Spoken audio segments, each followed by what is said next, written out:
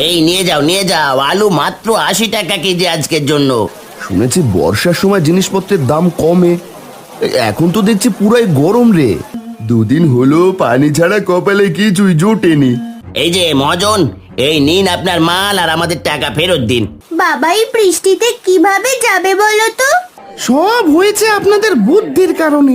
গ্রামের লোকেদের কষ্ট যে আর চোখে সয় না। কত কষ্টই না করলে সবাই মিলে। কিভাবে বাঁচবো গো? না, কিছু একটা করতে হবে।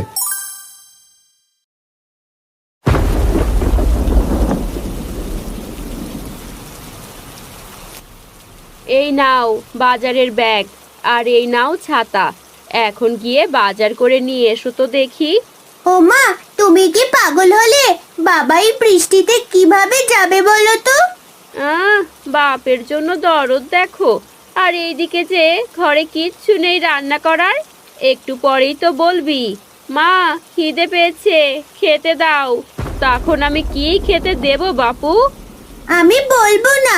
বাবা তুমি যেও না তো, আগে বৃষ্টি কমুক। আমি আর কোনো কথা শুনতে চাই না। তুমি এক্ষুনি যাও, গিয়ে বাজার করে নিয়ে এসো।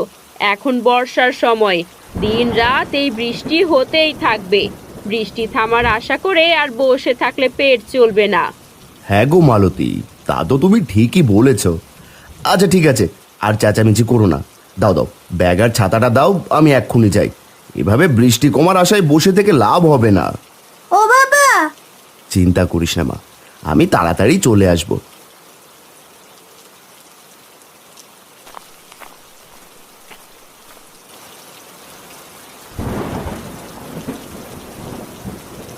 আরে বৃষ্টি তো দেখি অনেকটাই কমে গেছে। আমি চললাম গো মালতী।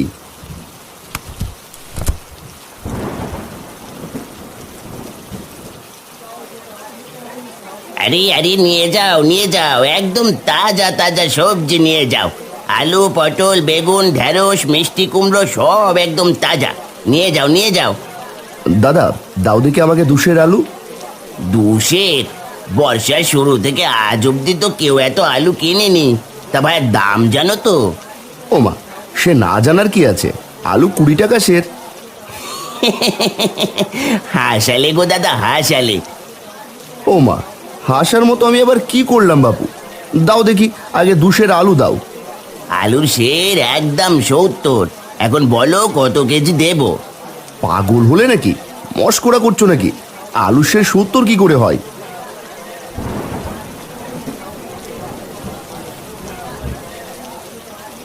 কি গো,